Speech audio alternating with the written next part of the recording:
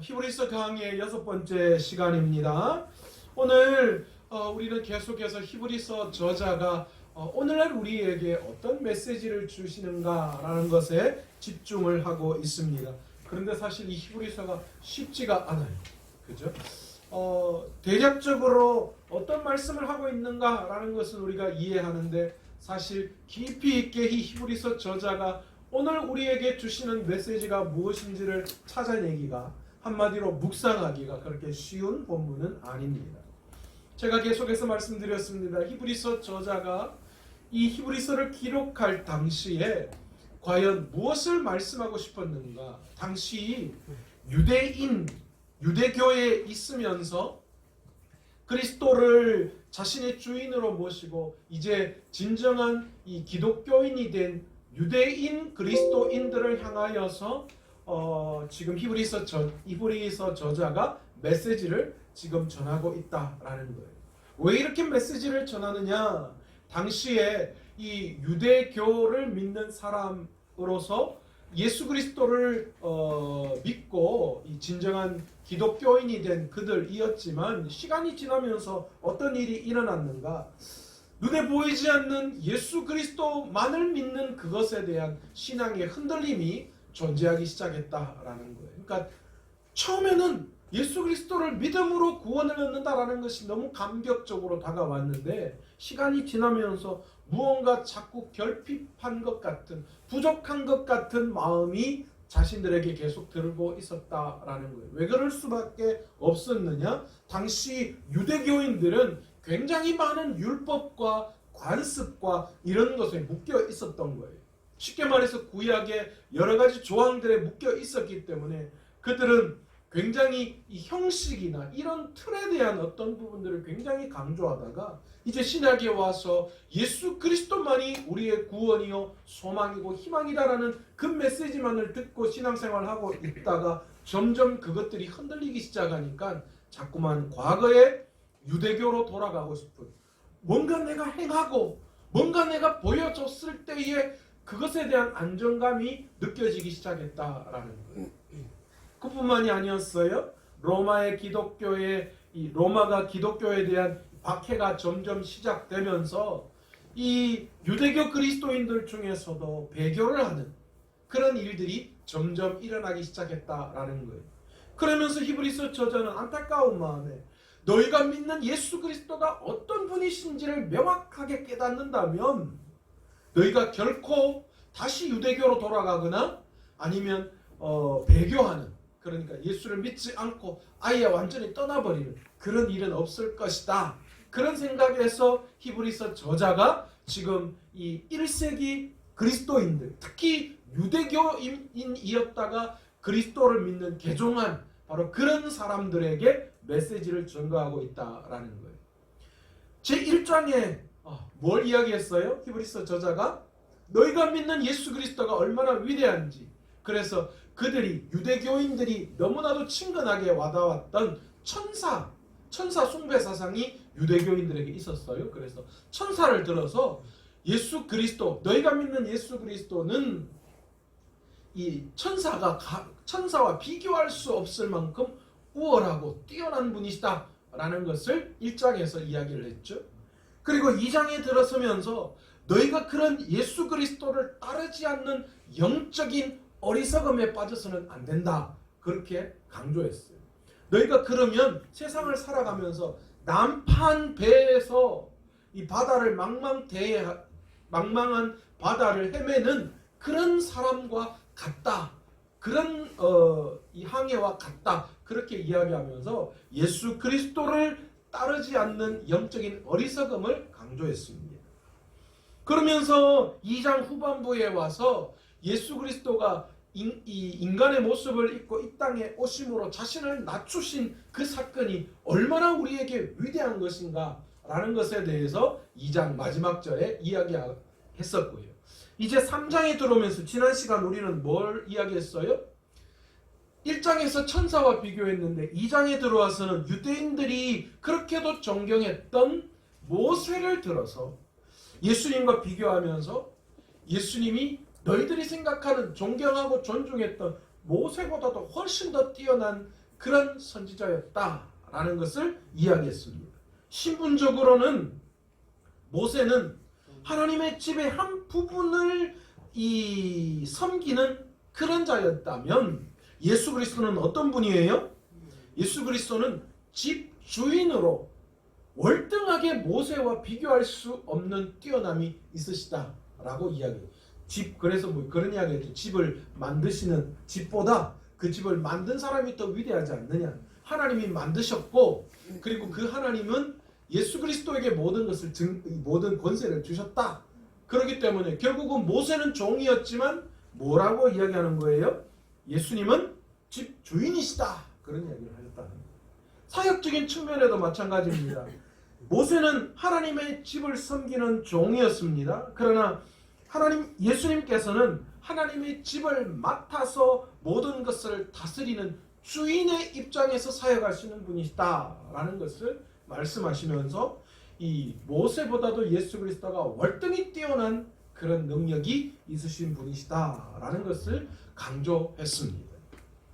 히브리서 저자는 이어서 계속 그리스도의 우월성을 논증하고 있는데 이 본문에 와서는 단순한 논증에 그치지 않고 이런 것을 성도들의 진정한 믿음과 삶에 어떻게 적용시켜 나아가야 하며 바로 이런 이 우월한 예수 그리스도를 믿는 우리 그리스도인들이 어떤 삶 속에서 살아가야 하는가라는 것에 대한 구체적인 그런 예를 들어서 삼고 있다라는 거예요. 모세는 5절에 언급한 대로 신실하고 충성된 종이었습니다.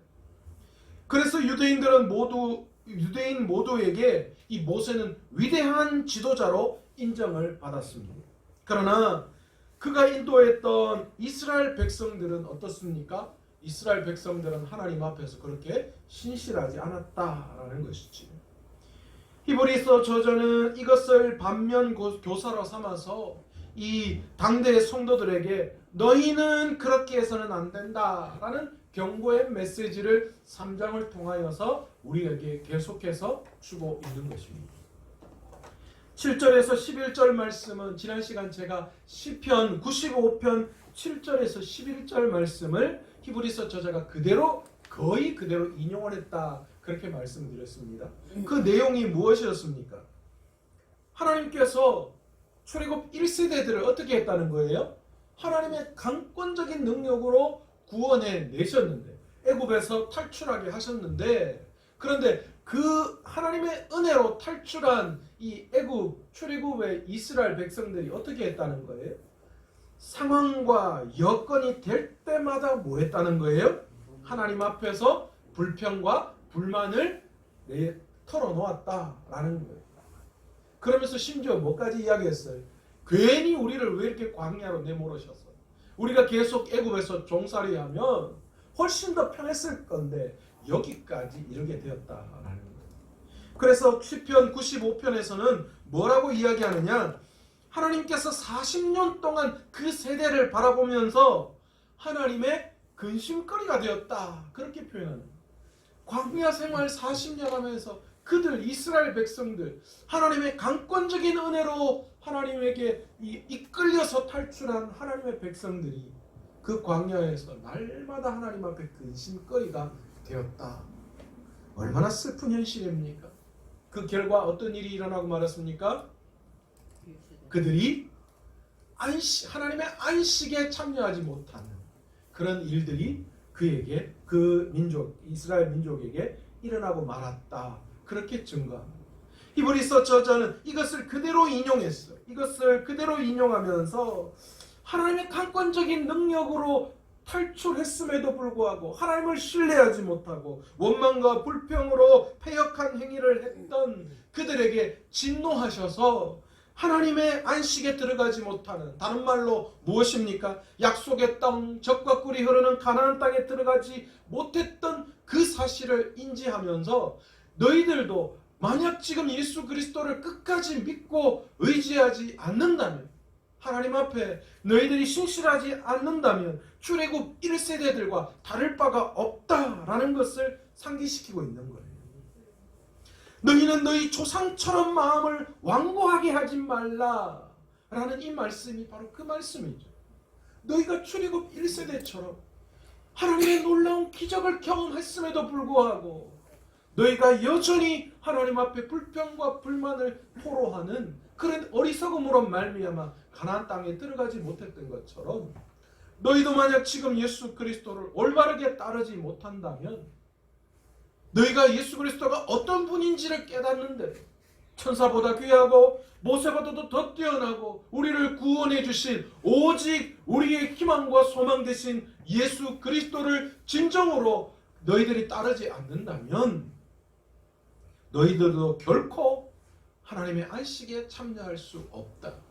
가족이 될 수 없다. 그 이야기를 하시는 거예요. 그러나 믿고 순종하고 따르는 자에게는 하나님의 가족이 되는 놀라운 역사가 너희에게 일어날 것이다 라고 말씀을 하시는 거죠. 12절에서 19절은 구약시대 이스라엘 백성의 예를 가지고 성도들을 향하여서 신앙생활에 있어서 어떻게 하면 하나님의 구원받은 성도다운 삶을 잘 살 수 있을 것인지 실제적인 교훈을 하나씩 비교해 들어 설명하고 있으십니다. 12절 13절을 가만히 보십시오. 형제들아 너희는 삼가 혹 너희 중에 누가 믿지 아니하는 악한 마음을 품고 살아계신 하나님께서 떨어질까 조심할 것이요 오직 오늘이라 일컫는 동안에 매일 피차 권면하여 너희 중에 누구든지 죄의 유혹으로 완고하게 되지 않도록 하라. 지금 히브리서 저자가 무엇을 염려하라라고 이야기하는 거예요? 예수 그리스도에게서 떨어질까 조심하라 라고 이야기하는 거예요. 왜 그렇습니까? 왜요? 예수 그리스도에게서부터 모든 은혜가 나오는데 그것에서 떨어지면 어떤 일이 일어나는 거예요? 그것으로 우리의 영양분이 끝나는 거예요. 여러분 성경이 그렇잖아요. 우리는 포도나무의 가지처럼 꼭 나무에 붙어 있어야 된다. 우리는 결코 예수 그리스도에게서 떨어지서는 안 된다라는 거예요. 당시 교회에 속한 형제들에게 혹 너희 중에 어떤 사람이라도 믿음의 삶을 살다가 악한 마음을 품고 믿음에서 떨어지지 않게 조심하고 믿음에서 떨어지지 않도록 낙심하지 않도록 조심하고 또 그것을 위해서 매일 서로를 돌아보고 그리고 피차 권면하고 가르치고 여러분 믿음이 떨어지지 않기를 서로가 돌아보면서 피차 그것을 점검해야 한다라는 거예요. 그렇지 않으면 우리가 언제 예수 그리스도에게서 떨어지는지 모른다라는 거예요. 여러분 우리 그렇잖아요. 우리가 정신을 차리고 우리의 삶 속에서 우리의 믿음을 돌아보며 점검하지 않으면 언제 어느 순간 내 안에서 내 감정, 세상에 속해 있는 이런 그런 생각들이 불쑥 내 안에 터져 나올 때가 얼마나 많은지 몰라요. 그렇잖아요. 나도 모르게 튀어나와요. 나도 모르게. 14절의 말씀을 보십시오. 우리가 시작할 때에 확실한 것을 끝까지 견고히 잡고 있으면 그리스도와 함께 참여한 자가 되리라. 시작할 때에 확실히 붙들었던 그것을 끝까지 잡고 나아갈 때에 그리스도와 함께 참여한 자가 된다. 여러분 이 말씀은 12, 13절과 14절을 연결해서 생각하면 히브리서 저자가 우리에게 주는 교훈이 무엇인지를 분명하게 이야기할 수 있어요. 지금도 그러하지만 예수님을 처음 믿었을 때 참 감사하면서 대단한 믿음의 사람이 될 것으로 기대하는 그런 사람들도 많았던 거예요.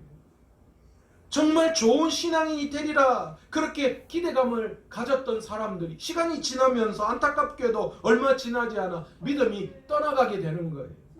믿음에서 자꾸만 떠나가요. 오늘 우리 같지 않아요. 믿음이 처음에는 좋았는데 어느 순간인가 점점 그 믿음에서 떨어지는 거예요. 떨어지는 거예요. 그래서 먼저 된 자가 나중되고 나중된 자가 먼저 될 수도 있다는 거예요. 뒤로 돌아 해서 그럴 수도 있겠지만 출발은 똑같이 했는데 뒤로 돌아 안 하더라도 어느 순간 내 믿음이 주춤주춤하면서 내 뒤에 있는 사람이 훨씬 더 나보다 믿음 좋게 나아갈 때가 있다라는 거예요. 심지어 믿음이 떨어지는 것뿐만이 아니라 교회를 떠나는, 그래서 엉뚱한 것에 빠지는 경우도 생겨나고.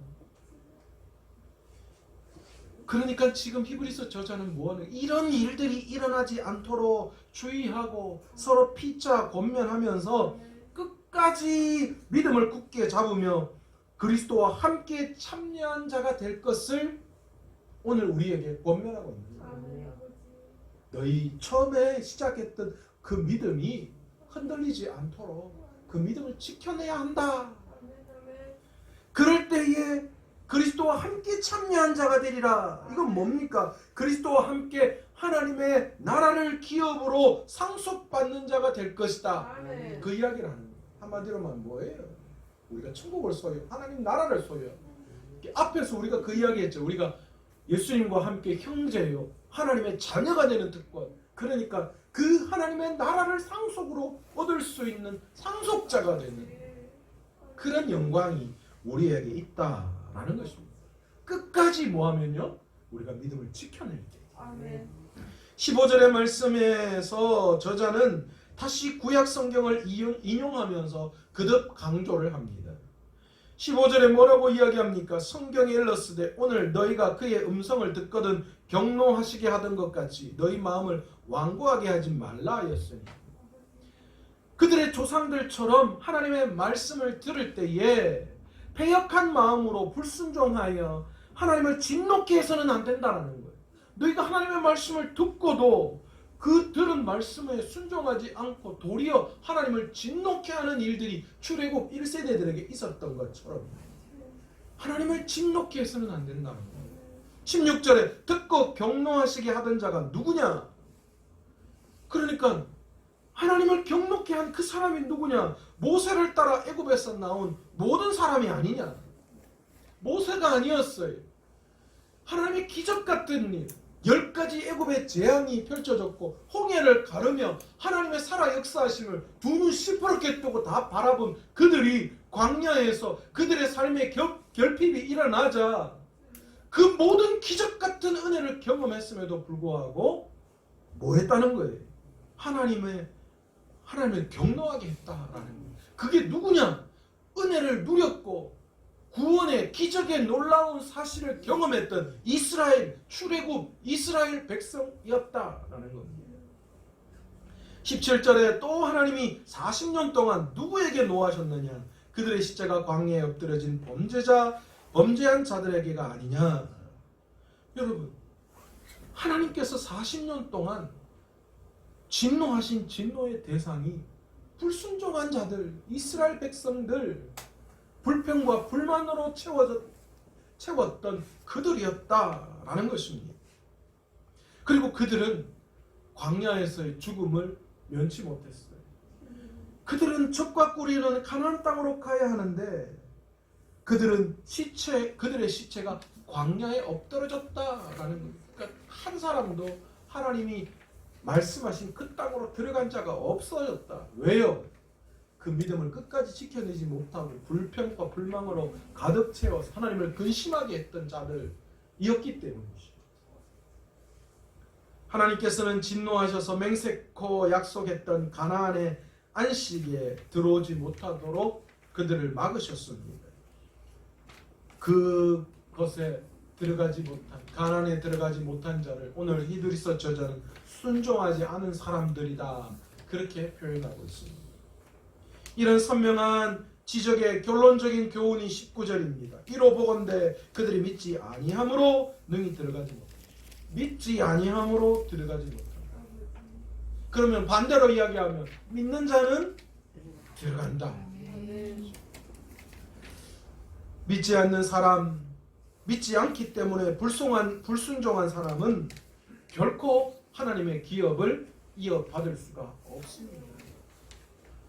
결국 출애굽 1세대 이스라엘 백성들의 비극이 무엇이었습니까? 하나님의 구원을 입어 애굽에서 탈출했지만 하나님이 특별히 그들에게 어떻게 광야에서 살아가야 하고 이스라엘 백성들, 하나님의 백성들이 어떻게 살아가야 하는지 계명도 주고 방법도 주고 그 광야에서 모든 것들을 가르쳐 주셨지만 그들이 결국 어떻게 됐다는 거예요? 그 말씀에 순종하지 못했기 때문에 그들은 결국은 뭐요? 광야에서 죽음을 맞이할 수밖에 없는 그런 비극을 맞이할 수밖에 없게 되었다라는 것입니다. 하나님에 대한 우리의 믿음은 여러분 어떻게 나타나는 줄 아세요? 하나님의 말씀에 대한 자세로 나타납니다. 우리의 믿음은 우리의 자세로 나타나는 거죠. 그렇잖아요. 아이들, 특히 자녀들 공부 가르쳐 보면 딱 나오잖아요. 저도 우리 애 공부 가르치다가 한번 뚜껑이 한번 열릴 뻔했는데 우리 아내가 막 뭐라고 가르치는데 뭐 한 10분쯤 지나니까 아를 막 공부를 가르쳐라 했는데 아를 잡더라고요. 그래야 제가 무슨 공부를 가르치지 왜 아를 잡고 있냐고 막 그래도 막 제가 막 저로 가라고 내가 한다고. 그래서 제가 딱 앉았어요. 딱 앉아서 아이를 가르치는데 자 봐. 제가 누구라고 말은 안 하겠어요. 자 봐라. 자 이렇게 해서 이렇게 되지. 그런데 엉뚱한 소리라는 거예요. 그래서 아니 잘 봐 여기 봐. 자 이게 이렇게 A하고 B하고 됐으니까 A, B가 되잖아. 자 그럼 다른 문제 한번 풀어보자. 그럼 B하고 C가 합쳐지면 뭐가 되지? 그런데 A, B 이러는 거예요. 그때부터 이제 속이 자꾸 이게 부글부글하네. 야 똑바로 보라고 집중해서. 또 한 못 말해. 똑바로 앉아. 몸 흔들리지 마. 똑바로 앉아가 집중해서 똑바로. 아빠 무슨 말하는지 몰라? 너도 똑같이 막 음성이 막 높아지네. 여러분 우리가 어떤 일을 할 때에 어떤 일을 잘하는지 못하는지는 뭘 보면 알아요? 태도를 보면 알아요. 태도를 보면. 여러분 우리의 믿음도 마찬가지. 하나님에 대한 우리의 믿음도 우리가 말씀에 대한 우리의 자세가 어떤지를 보면 내 믿음이 어떤지 분명하게 나타난다는 거예요. 그렇다면 오늘 저와 여러분은 하나님의 말씀 앞에 어떤 자세를 보이고 있습니까? 내 믿음이 수십 년 신앙생활했고 어떤 직분에 올랐고 어떤 일을 감당하고가 중요한 것이 아니라 내가 하나님의 말씀에 어떤 자세를 보이고 있느냐, 그것이 정작 하나님이 찾으시는 올바른 내 믿음인 줄 믿습니다. 내가 과연 하나님의 말씀에 순종을 하느냐, 내가 하나님의 말씀에 어떻게 순종을 하느냐, 전적으로 순종하느냐, 50%만 순종하느냐, 아니면 뭐 적당히 그냥 뭐 썩느냐. 여러분 그게 내 믿음이에요. 내 믿음.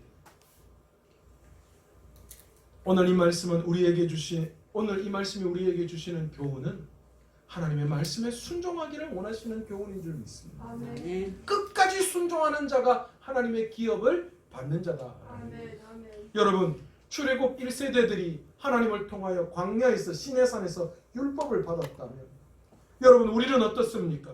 우리는 하나님의 은혜로 구원의 놀라운 약속을 받은 약속의 백성들 아닙니까? 아멘. 예수 그리스도를 통하여 예수님이 십자가에 달려 죽으심으로 예수님께서 인간의 몸을 입고 이 땅에 오심으로 자신을 낮추시고 우리를 위해서 십자가에 죽으심으로 우리에게 구원의 놀라운 은혜를 베풀어 주셨어요. 구원받은 출애굽 1세대들이 애굽을 탈출할 때 그 은혜를 우리가 똑같이 받은 자들이, 그리고 놀랍게도 하나님께서는 성경을 통하여서 하나님이 우리에게 이 땅에서 어떻게 살아가야 하는가 하는 걸 분명하게 우리에게 말씀하시고 가르쳐 보여주시고 계시다라는 것이죠. 그렇다면 우리가 그 말씀을 오늘 어떻게, 그 말씀을 우리가 듣고 어떻게 반응하느냐, 그것이 결국은 하나님의 기업을 받을 자냐 받지 못할 자냐, 그게 달려있다는 거예요. 여러분 하나님의 말씀을 듣고 믿음으로 반응하지 못하고 불순종하고 불신앙으로 하나님을 진노케 하면 여러분 우리는 결코 심판을 면치 못할 거예요. 여러분 믿음으로 구원받는 건 맞습니다. 그런데 그 믿음으로 구원받은 증거가 어떻게 나타나요? 하나님 앞에 순종으로 나타나죠. 여러분 하나님의 말씀에 순종하지 않으면서 주님이 우리를 위해서 십자가에 달려 죽으심을 어떻게 그것을 확신할 수 있는 거예요? 믿는 자는, 구원받은 자는 그의 삶에서 그 구원이 드러나는 거예요. 여러분, 그 열매는, 그 나무는 열매로 알지다, 그렇게 말씀하죠. 오늘 우리의 믿음이 어떠한지, 얼마나 순종의 삶을 사는지 우리 자신을 돌아봐야 하는 줄 믿습니다. 출애굽 1세대처럼 우리 모두는 똑같이 놀라운 하나님의 은혜를 경험한 자들입니다.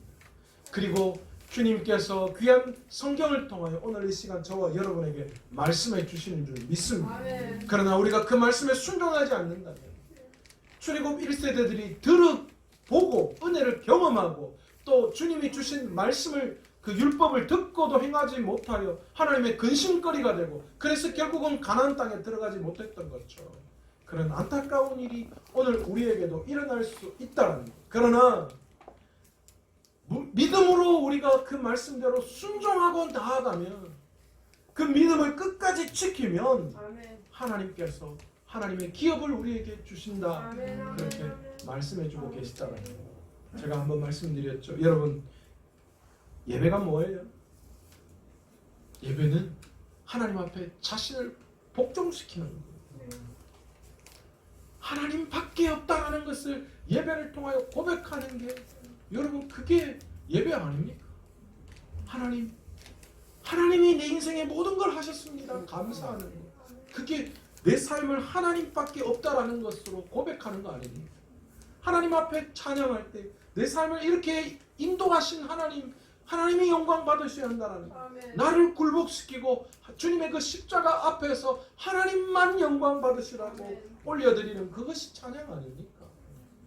그리고 내 삶의 진정한 도움이 하나님이심을 깨닫고 믿음으로 소망하며 나아가는 것.